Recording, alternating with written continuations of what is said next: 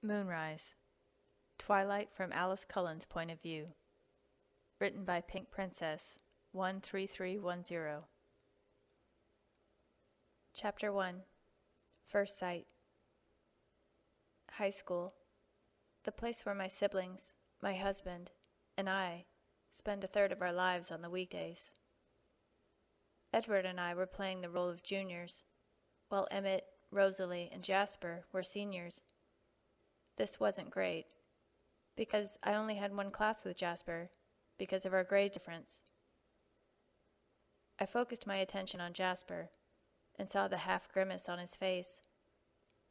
Edward. I called my brother's name in my head, and knew that I had his attention immediately. How's he holding up? I asked in my thoughts. A frown appeared on his face. My alarm immediately picked up. Is there any danger?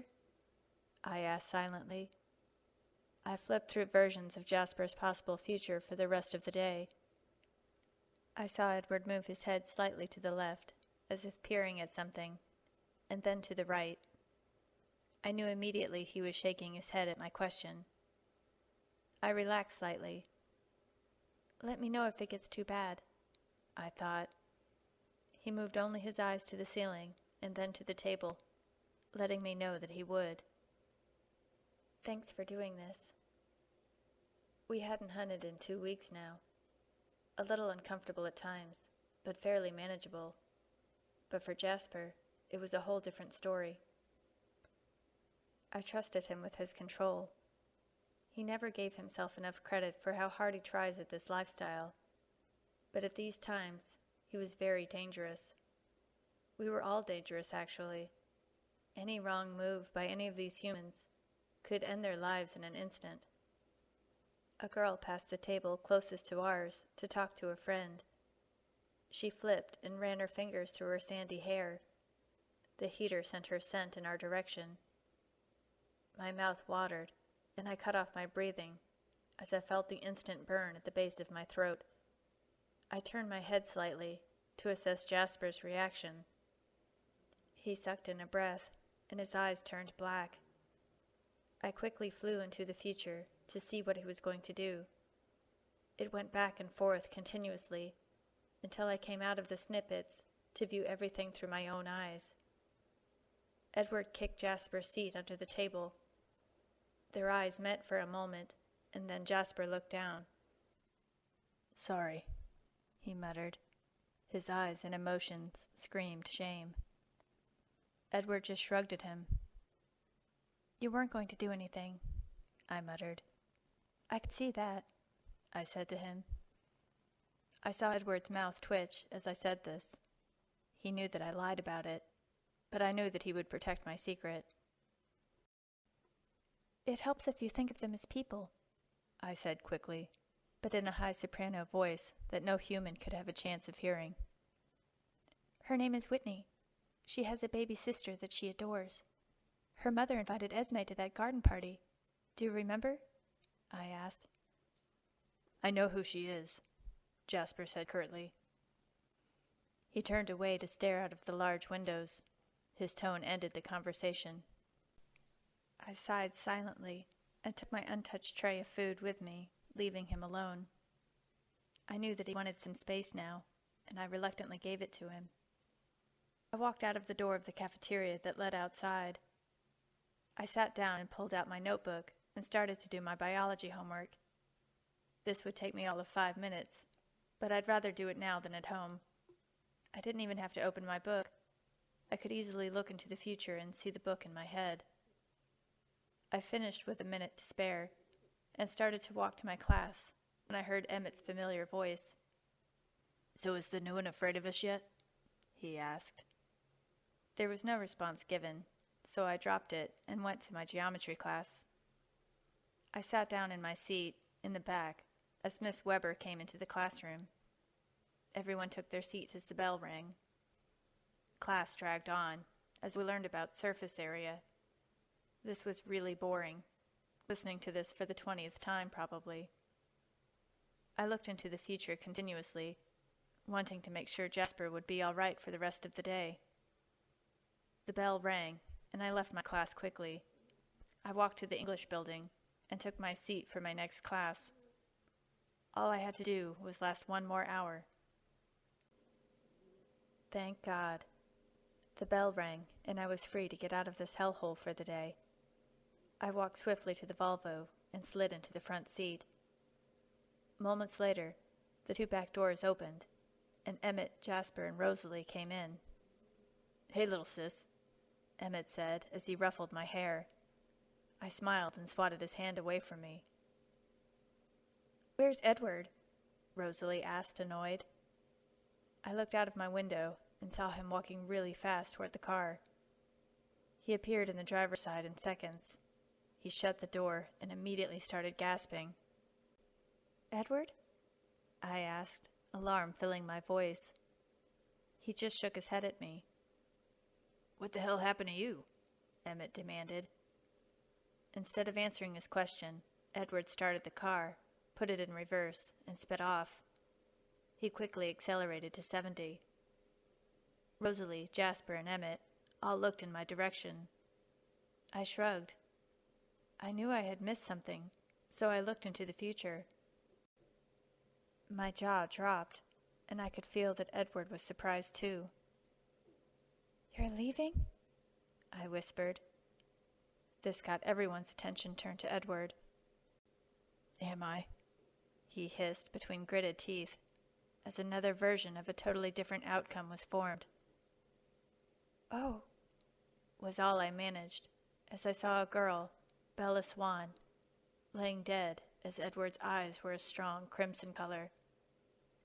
"Oh," I said again, as the vision became more vivid. I saw the interior of Chief Swan's house, as Bella was in the kitchen.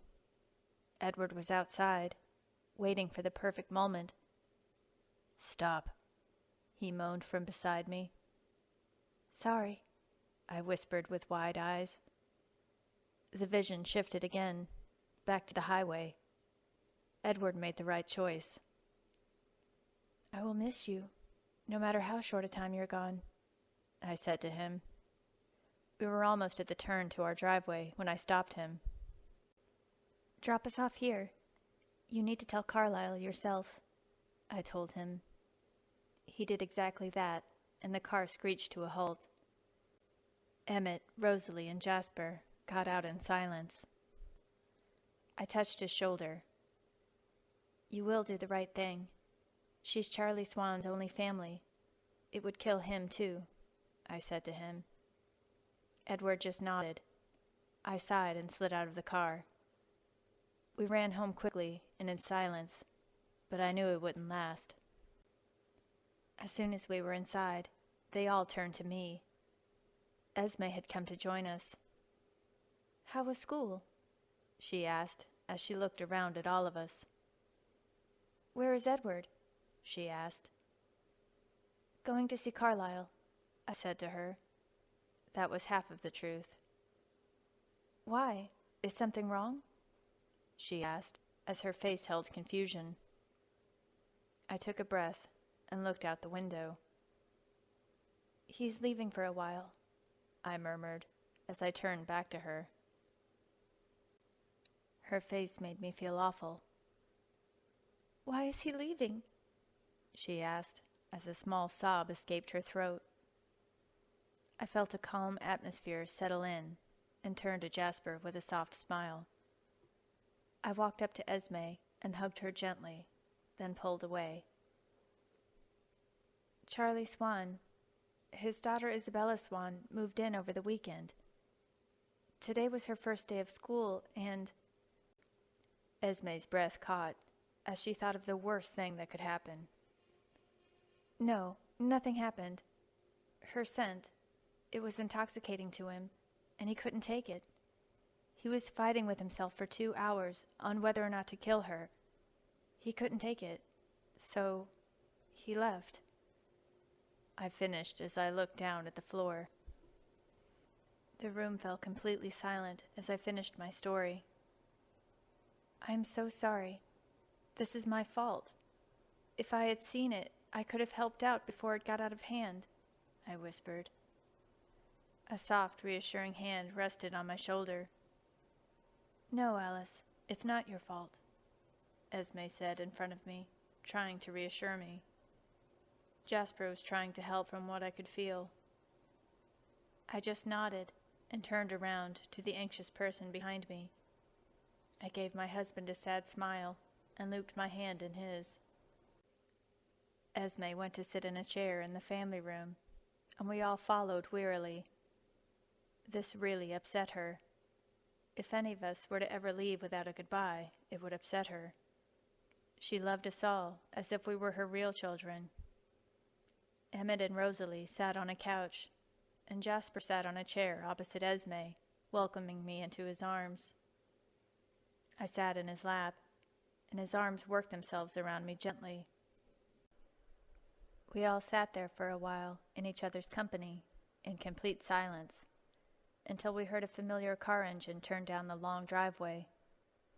Esme sat up and gasped. The sound was Edward's Volvo, and I knew exactly what she was thinking. "Edward?" she asked as she stood up.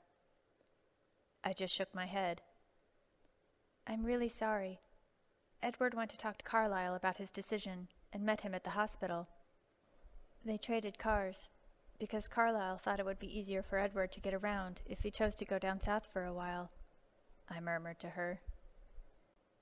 "He has chosen to go to Denali for a while, though," I told her as I looked into Edward's future. She nodded, and her face turned into a frown. Moments later, the front door opened, and Carlisle walked in with a weak smile as he took in our faces. He walked over to Esme and hugged her gently. She buried her head in his chest, and he kissed the top of her head. He rubbed her back gently, and then pulled away. "Did you tell them everything?" Carlisle asked as he spun around to look at me. "Yes," I murmured. He nodded and turned back to Esme. I stood up, and Jasper did as well. "I'm really sorry," I apologized again, feeling like this whole situation was my fault. Carlisle smiled at me. "Edward knew you would blame yourself for this. He told me to tell you that it's not your fault. This is his problem, not yours, and you shouldn't worry." He spoke softly. Carlisle and Esme excused themselves and went upstairs. I turned to Jasper. "Do you want to come hunting with me?" I asked quietly. He nodded, and we walked to the back door, and in the next moment we were flying through the forest. We hopped over the lake in one easy leap and continued on. We came to a stop as the scent hit my nose. I disappeared as Jasper went in the other direction, scenting something else. A deer was eating grass as I slowly neared it. In half a second, I was right next to the deer with my teeth in its neck, draining it immediately. I drained another deer and went off to find Jasper. I found him sitting in the grass and walked up quietly behind him. I placed my hands on his shoulders and squeezed. I knelt behind him and put my lips close to his ear. "What's up?" I murmured as my lips touched his ear. His head turned to look at me with a half smile. "Just thinking," he replied as he looked up at the darkening sky. His head turned back to the dead deer that lay about 20 yards away from us. Then I knew exactly what he was thinking about. "You are entirely too hard on yourself, Jazz. You should have a little more trust in what you can do. One day you may surprise yourself," I told him as I ran my fingers through his honey blonde locks. I stood up and folded myself in front of him. He smiled down at me and pulled me into his lap. "If I had a little more control, I wouldn't have so much trouble," he murmured as he stroked my cheek. "You are the newest to this lifestyle. Of course it's going to be harder for you," I said to him softly. "Just give yourself some more time," I encouraged him. He sighed. "You all started immediately after you were changed. I spent about 90 years feeding off of humans because of where and by whom I was changed by. I could have started so much. I clasped my hand over his mouth, so the rest came out as a mumble.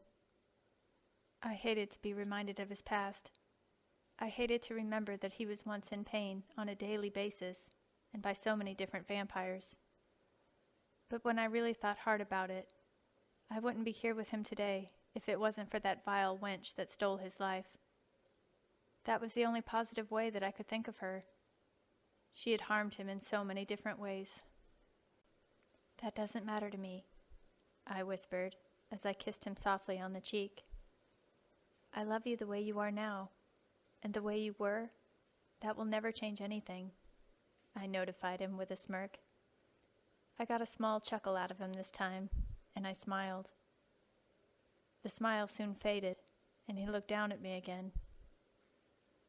How bad was it for him? He asked me. Really bad. It felt awful just watching it. You saw her in the cafeteria.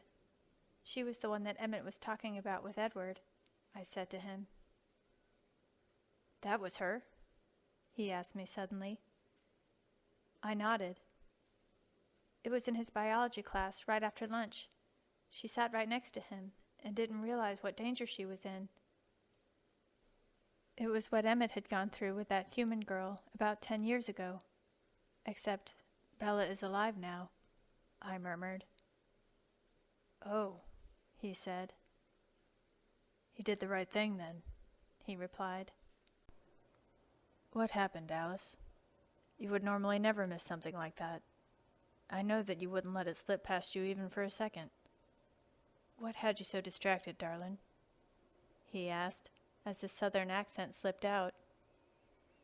I was busy, I murmured, as I looked up at the sky. Watching me, he stated for me, with a grim look on his features. I didn't want to lie to him, so I just nodded. I trust you completely, Jazz. I just worry about you, that's all. I hate seeing you like this, I said quietly as I leaned into him. I shouldn't have missed that, though. It was unacceptable, I muttered. My mind floated back to Edward, and Jasper picked up on it immediately. I sighed and looked down at the ground.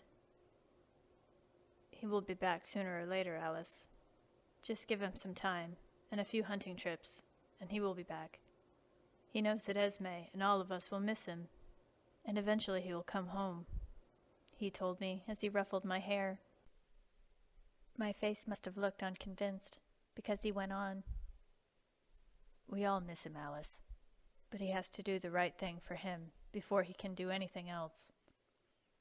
I smiled softly and stood with our hands clasped together.